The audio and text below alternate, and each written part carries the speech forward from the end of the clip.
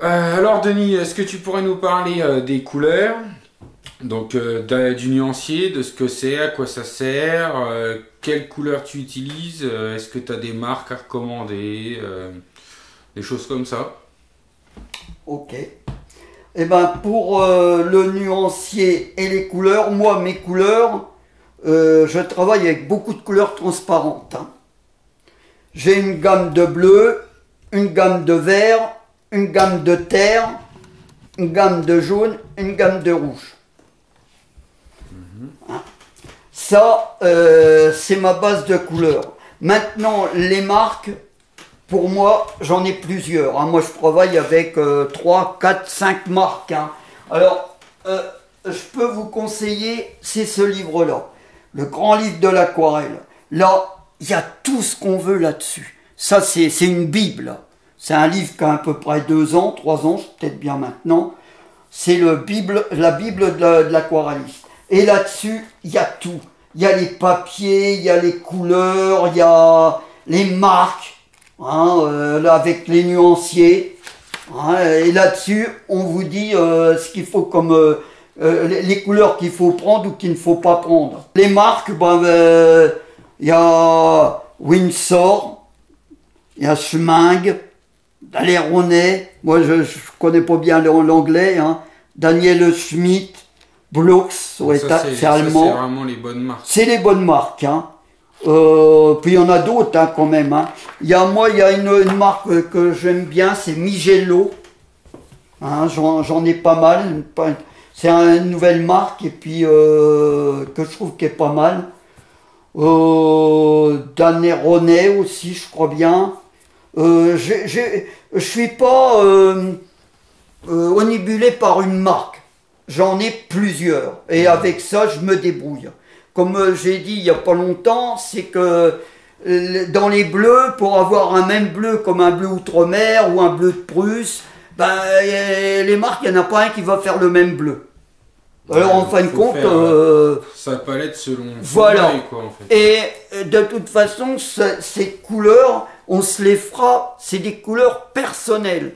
Chaque peintre a ses couleurs personnelles, hein. Y en a qui vont travailler avec des mauves, beaucoup. Moi, c'est mon cas. Moi, j'emploie beaucoup de mauves, hein. D'autres avec des terres, d'autres avec des couleurs plus criardes, hein. Ça. Je ne peux pas vous dire, hein. C'est à vous, à la longue, vous allez exclure des couleurs et puis en garder d'autres, hein. C'est à soi les couleurs, hein.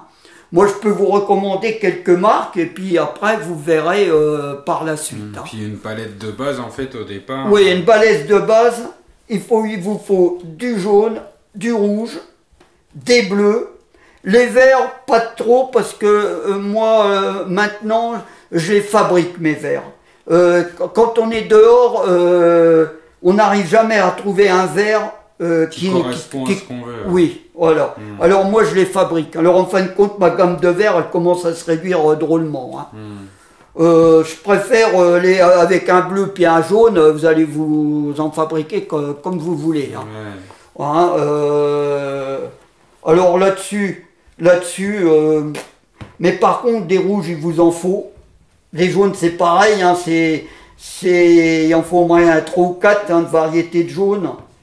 Les bleus, pareil, parce que on prend un bleu pour faire le ciel, ben, c'est pas évident. C'est pour ça, des fois, j'en ai 2 ou 3, moi, des bleus pas trop foncés, et pas de la même marque, puisqu'on n'arrive pas à avoir la même teinte, et avec ça, on arrive à faire un ciel, hein. Bon, puis après, les rouges, c'est pareil. Dans les rouges, j'ai enlevé un certain rouge que je me suis aperçu il n'y a pas longtemps. J'ai en train de le chercher.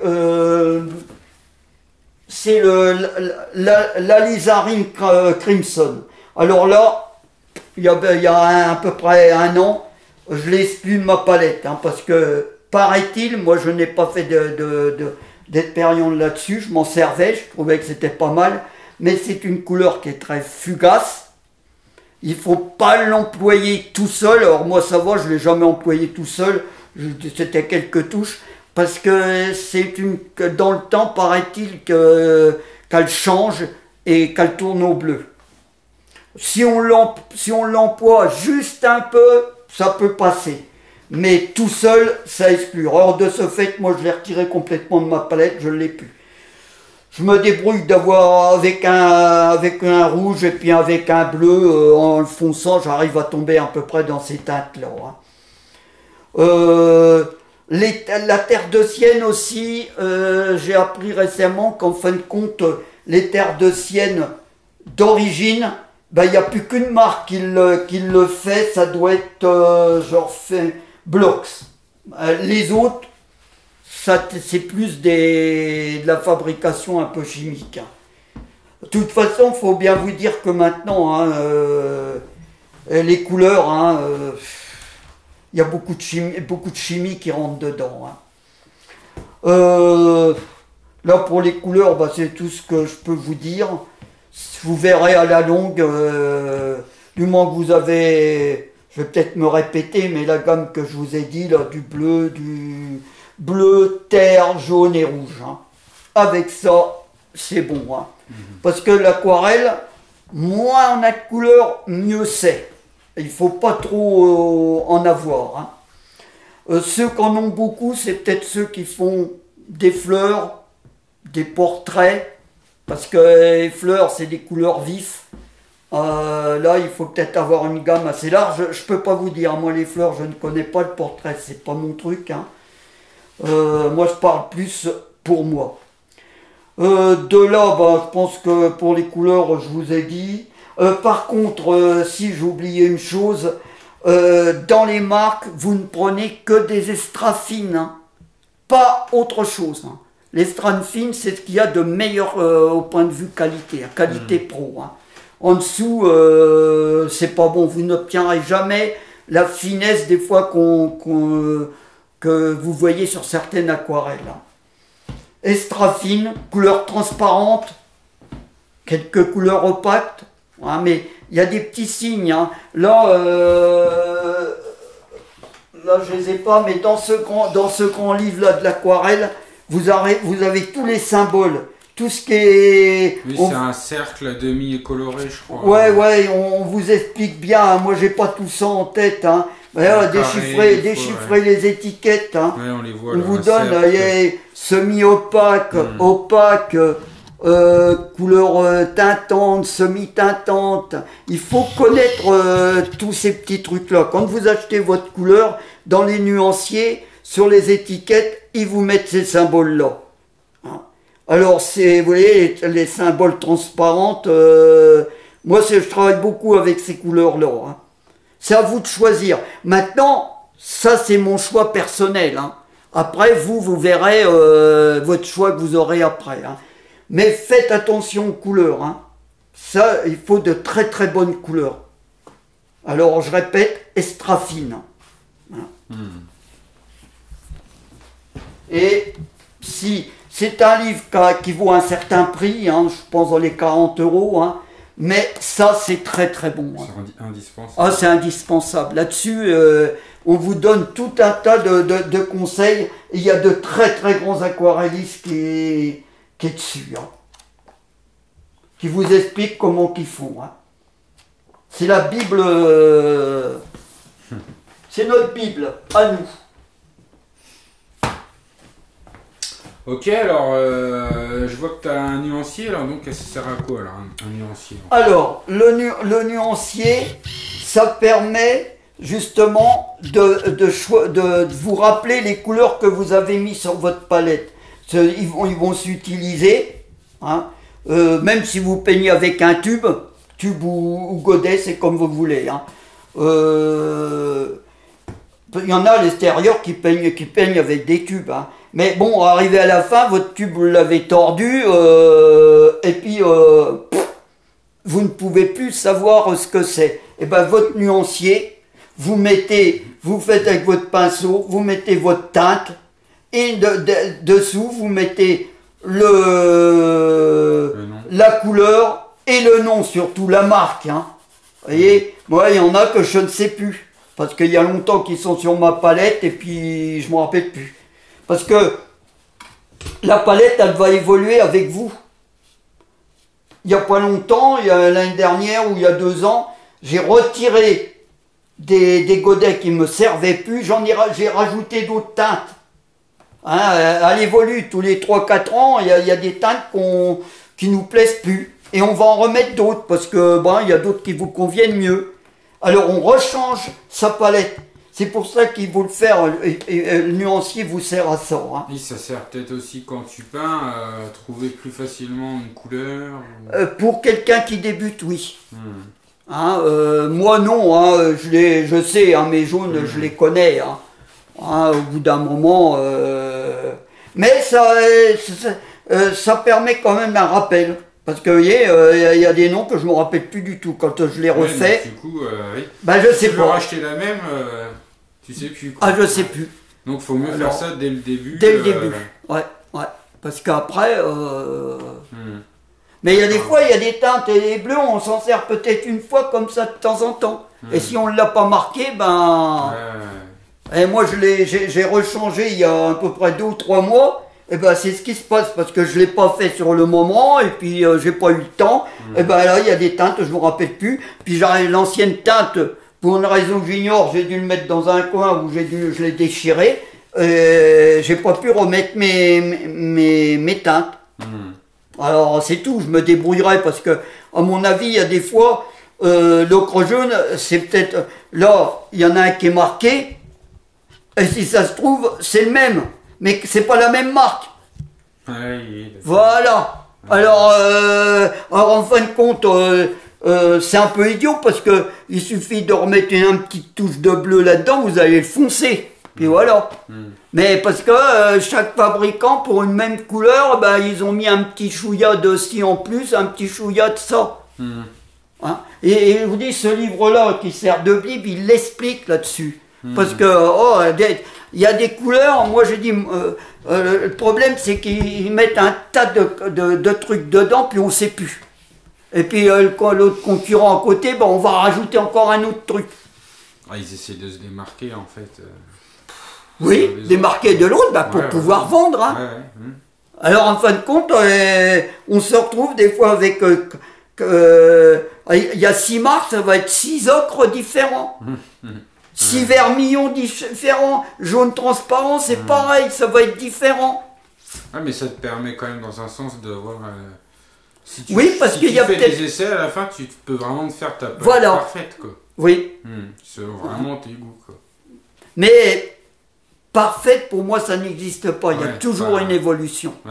Parce que dans ce marché, il va y arriver une carte comme Migello qui n'est pas longtemps. Moi, je l'ai découvert il n'y a pas longtemps. Dedans, j'ai trouvé des couleurs qui me plaisaient bien, on prend à peine d'une teinte, là, ça éclate. Là, j'ai trouvé ça formidable. Et là, j'en emploie pas mal de Migello sur ma nouvelle palette. Alors, tout ce que vous avez avant, vous finissez, puis s'il en reste un peu, on gratte, on change, puis je remplis avec de mon godet. Et à l'intérieur, je me sers beaucoup plus de tubes. Et là, je suis en train justement de refaire ma palette petit à petit. Là, ça sort des tubes. Je vais refaire une palette là. Parce que ça me permet de travailler plus large avec de grands pinceaux. Que là, ça va pour des petits. Moi, ça ne me gêne pas. Pour la bonne raison que je suis assez méticuleux et moi c'est des petites touches. Toute mon aquarelle, même les grandes, par petites touches. Mais quand on veut avancer, mettons tout au début qu'on va travailler plus large, c'est mieux de faire directement faire ces teintes sur une palette. Il y a de la place que j'ai pas là-dessus. Voilà. Alors les tubes de peinture, je peux vous en montrer un peu. Donc là, tous les tubes. Là, toute une gamme et sont classés. Donc en fait, au début, elle est liquide. Et quand tu la mets, elle sèche, elle devient comme dans les godets, quoi. Voilà. Et là, il y a des terres, du jaune. Là, ça ne devrait pas se trouver là. Celle-ci non plus, c'est parce que ça a été bougé. Là, les terres, des jaunes, des bleus, les rouges, des violets. des verts, parce qu'il m'en reste encore. Et puis là, c'est quelques tubes. J'ai un peu de gouache. Je m'en sers un petit peu de la gouache, mais pas beaucoup. Des fois, vous faites une aquarelle, des fois, il me manque un petit blanc ou un truc comme ça. Il n'y a pas de blanc à l'aquarelle. Non, le blanc de l'aquarelle, le blanc n'existe pas. Ça, on vous en vend, mais moi, je l'emploie pas. Je pense que c'est stupide, on a le blanc du papier. C'est pour des toutes petits trucs, des petites réparations. Quand même, quelque chose, non, parce que ça donne des couleurs opaques. La gouache donne des couleurs. Si on mélange avec là, ça va être opaque. C'est pas bon. La gouache. La gouache. Mais le blanc aquarelle, c'est pareil. C'est pareil. D'accord. Moi, je l'emploie pas. Ouais, ça donne des couleurs opaques. Ouais. J'en ai simplement un peu. Parce que des fois, on a oublié ou s'aperçoit. Une aquarelle, comme on n'a pas le droit de reprendre, c'est pas qu'on n'a pas le droit, c'est que si on loupe ou s'il manque quelque chose, on peut pas. Alors des fois, je l'obtiens beaucoup par grattage. Je vais gratter un petit peu ma couleur et j'obtiens le blanc derrière. Mais des fois, une toute petite, parce que surtout dans les natures mortes, où la nature morte est beaucoup plus exigeant que le paysage. Et des fois, un petit truc que j'ai dépassé, qui est un peu foncé, puis alors là, je vais avec un peu gratter. Je peux pas trop, parce que gratter, on abîme, c'est pas qu'on abîme un peu le papier, alors faut faire attention. Alors des fois, avec un peu de gouache, je reprends, puis ça se voit pas. Simplement ça. Mais sinon, j'en emploie pas beaucoup. Alors, gris, ça c'est du green pen. Teinte neutre. Voilà, ça c'est un peu des teintes neutres ou gris pen. Gris pen, je sais pas si ça se prononce comme ça. Alors moi, les noms. Ce gris-là, je m'en sers pas mal dehors. Quand on a des tons un peu sombres, c'est-à-dire un ton un peu gris, un peu. Et ce gris-là, il est pas mal. Permet bien de donner cette atmosphère un petit peu. La pluie, ton un peu du soir, un peu de. Alors ça, je l'emploie pas mal. Mais voilà un peu. Voilà, toute cette gamme-là. Les bleus, ça j'en ai pas mal. Les bleus, oui. Bleu, parce que j'arrive pas à trouver un bleu qui me convienne parfaitement. Alors, je suis tout le temps en train d'en acheter. Alors, des fois je m'en sers, des fois je m'en sers pas. Puis au bout d'un moment, celui-là, tiens, ça y est, il doit être sec. Voilà qui va aller à la. À la poubelle. Oh bah non, une fois que c'est sec, on peut plus Mais parce que des fois ils en sortent une nouvelle, alors. Faudrait pas mieux les vider directement dans genre des godets en porcelaine. Ouais, oui, mais j'en ai plein. On est là-dedans, j'en ai un là-bas, mais parce que. Godet, mais on en est envahi. Oui, bah oui, c'est ça le problème. Fin. Oh là, il y a sait plus non plus ce qu'il y a dedans. On voit un qui commence à être sec. Parce que ça doit être un moment que je ne l'ai pas utilisé. Alors au bout d'un moment, des fois je les jette. Je regardais. Ah non, il est encore. Non, il est encore bon. Là-dedans, il y a toutes sortes de marques. Et Bloss, le Vlol et les fameux Migello. Et là, on en voit beaucoup. C'est ça. Ouais, Migello. Alors, j'ai artiste, là, René, là, Léa René. Sonnelier, j'en ai pas beaucoup.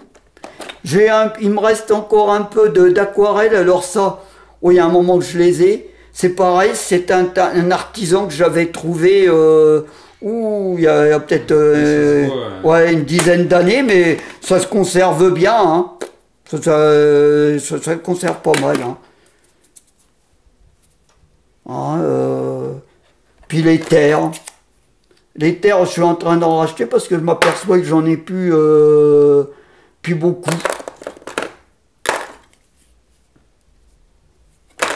Voilà, à peu près la gamme de couleurs. Ok. Alors ça c'est pratique aussi. On peut mettre ça chez soi parce que ça s'incline. On met ça m'arrive de m'en servir et puis de bien coincer ça quand je veux un plat un peu incliné.